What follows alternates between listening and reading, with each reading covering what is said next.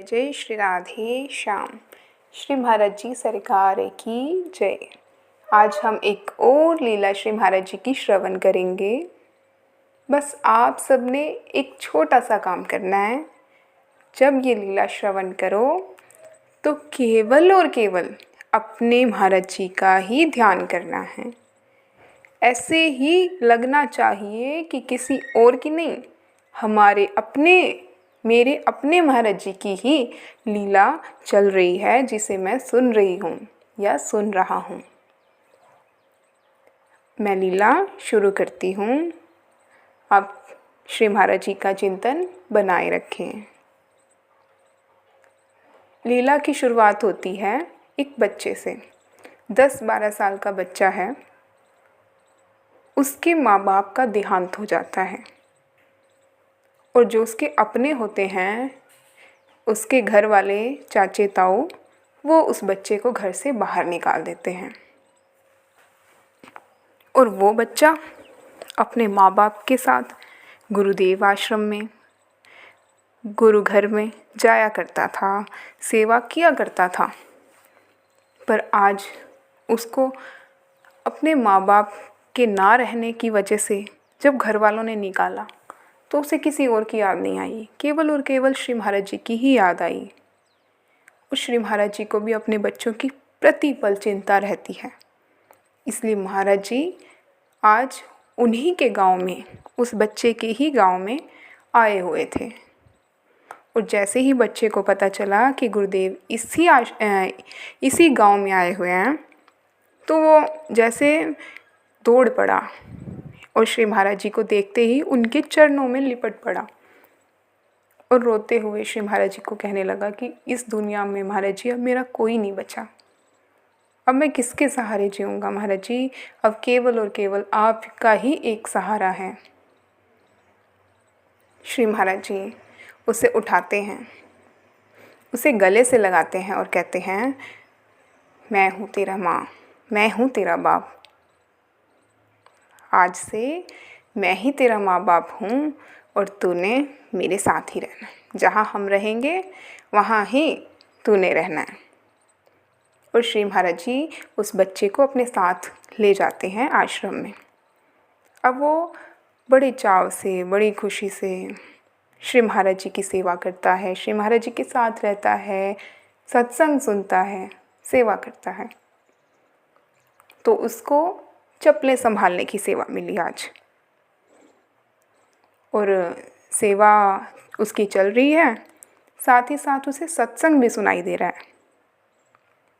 तो उसने देखा कि एक व्यक्ति है जो सत्संग में बैठा हुआ कुछ टाइम श्री महाराज जी की तरफ देखता है और फिर पीछे मुड़ कर देखता है।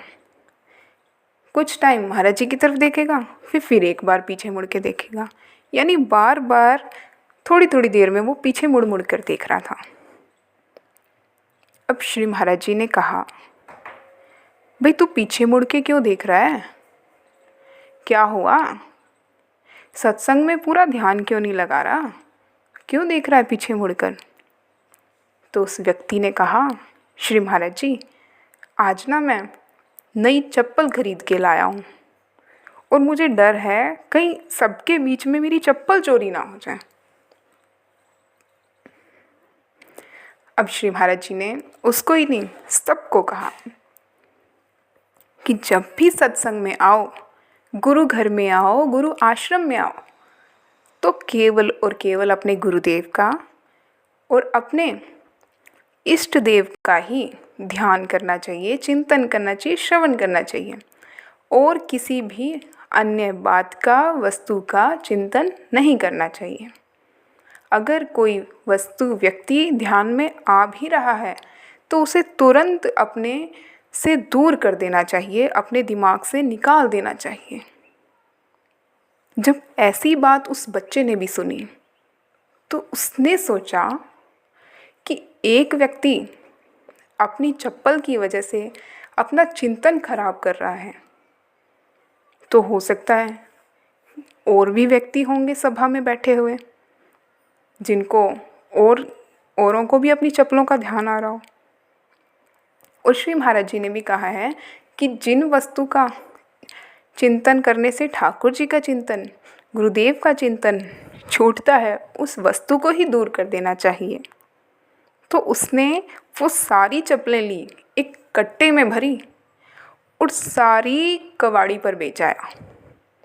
कबाड़ी वाले के पास सारी बेच आया और जो उसे पैसा मिला उन चप्पलों को बेच करके उसने उस पैसे से प्रसादा लिया, जलेबी का प्रसाद लिया और गुरुदेव को एंड में, सभा के एंड में गुरुदेव को प्रसाद दिया, दर्शन कराया और उसके बाद सब में बांट दिया।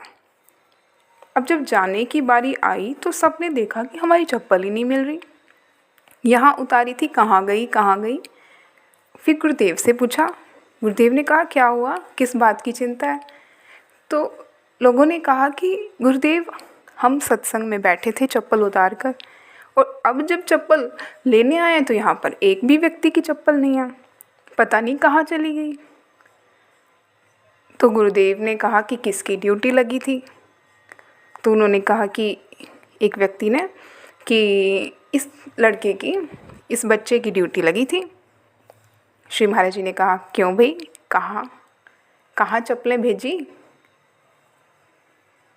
अब ना ऐसे मत सोचना कि कोई और है, अपने दिमाग में ना एक ही चीज़ सोचे रखो कि हमारी फ़ैरन वाली सरकार, मेरे गुरुदेव, फ़ैरन वाली सरकार, मेरे गुरुदेव वही क्वेश्चन कर रहे हैं, वही पूछ रहे हैं। और उन्होंने ही उस बालक से पूछा कि चप्पलें कहाँ गई। अब वो गुरुदेव को कहता कि गुरुदेव मैं तो आपकी आज्ञा मान रहा हूँ। गुरुदेव कहते मेरी आज्ञा, मैंने क्या ये आज्ञा की तुझे। फिर उस बालक ने कहा कि गुरुदेव आपने ही तो कहा था कि जिस चिंतन से, जिस संसारिक चिंतन से, वस्तु से हमारा गुरुदेव का चिंतन, हमारे इष्ट देव का चिंतन छूटता है तो उस वस्तु व्यक्ति को तुरंत छोड़ देना चाहिए। तो मुझे लगा कि एक व्यक्ति अपनी चप्पल का चिंतन कर सकता है और गुरुदेव का इतने अमृत वचन छोड़ सकता है अपनी चप्पल की वजह से, तो और भी कितने लोग होंगे जिनको ये चिंतन आ रहा हो। तो मैंने इस वस्तु को ही दूर कर दिया ताकि किसी को कोई चिंतन ही ना आए चप्पलों का और गुरुदेव की ही वचन सुने।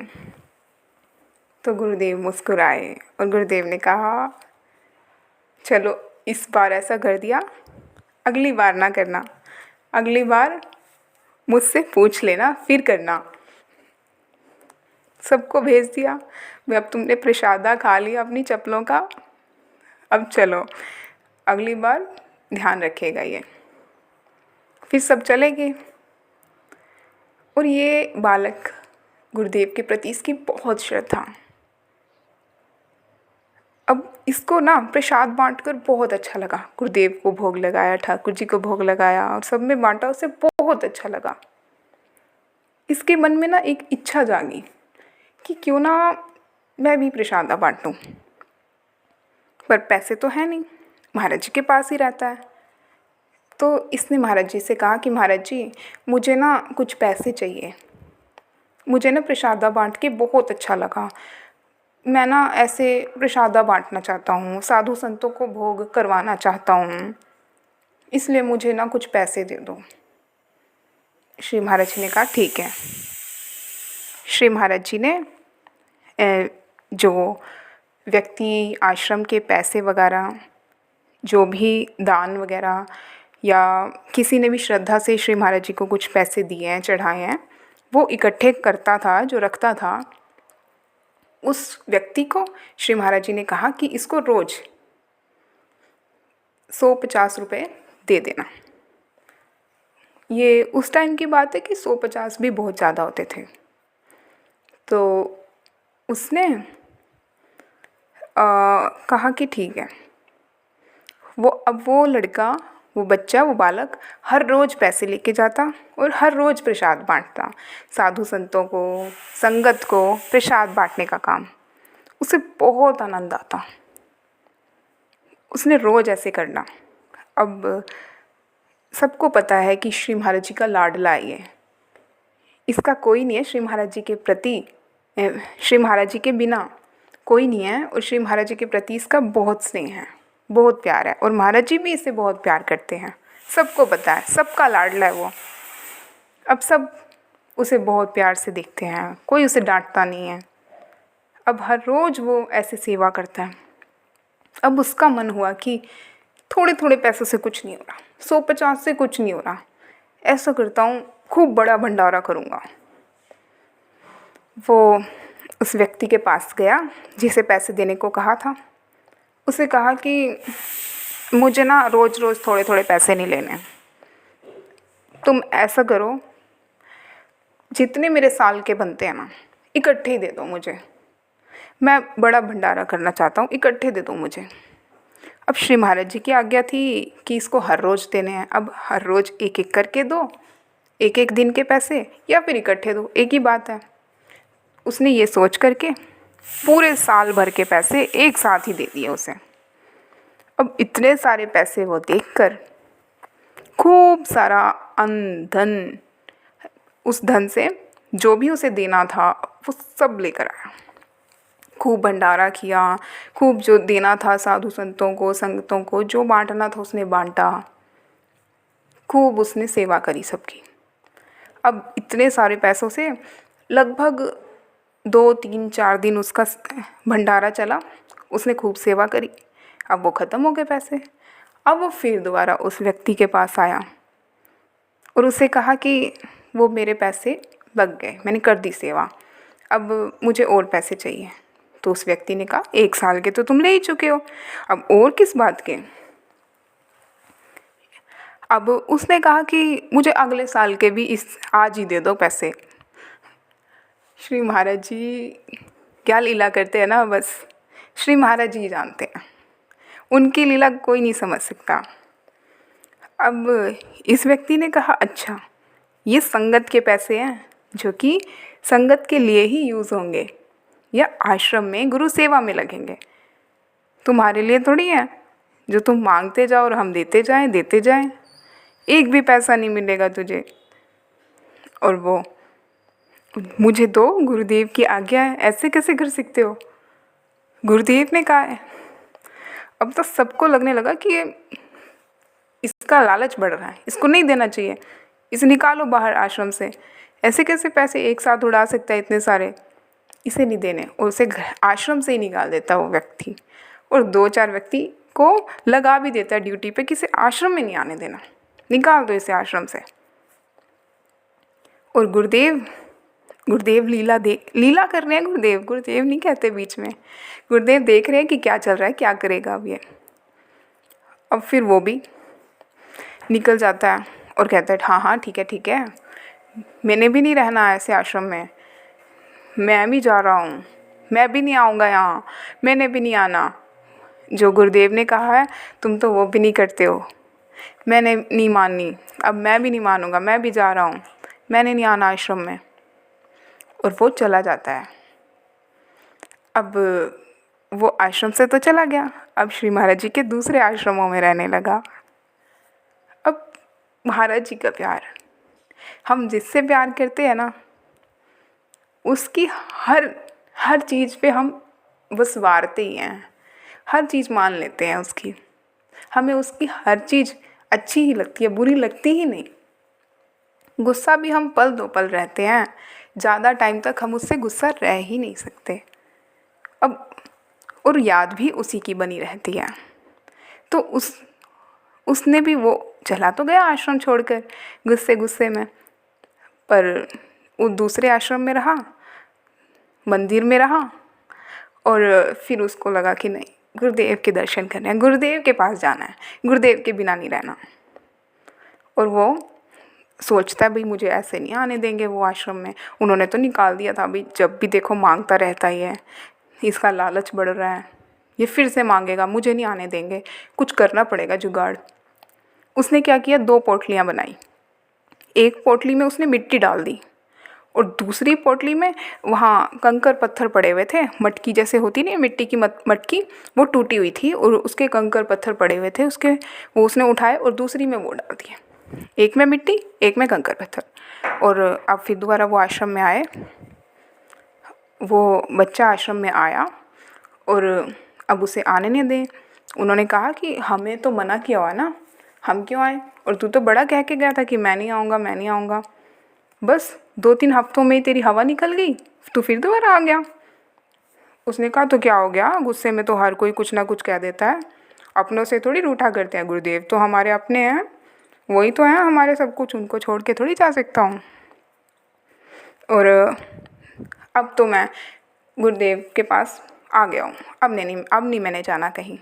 तो उन्होंने कहा ऐसे कैसे नहीं जाना, तू फिर दोबारा मांगने आया होगा, हम तुझे फिर दोबारा नहीं देंगे।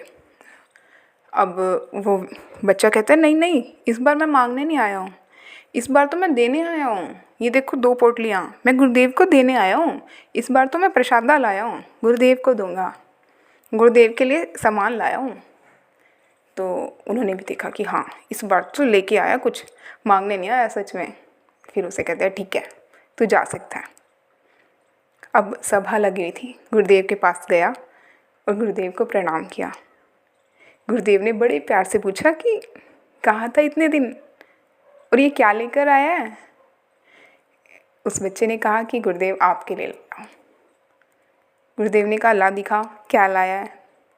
गुरुदेव ने दोनों पोटलियाँ ली और एक पोटली को छुआ, जिसमें मिट्टी थी ना वो छुआ। गुरुदेव ने कहा कि ये क्या, सबके लिए शक्कर लाया है तो शक्कर प्रसाद लाया है। उसने कहा महाराज जी अगर आप चाहोगे तो शक्कर ही होगी। और गुरुदेव ने जैसे सबके सामने पोटली खोली ना, वो मिट्टी शक्कर बन चुकी थी। वहाँ मिट्टी नहीं थी, वहाँ शक्कर ही थी उस पोटली में।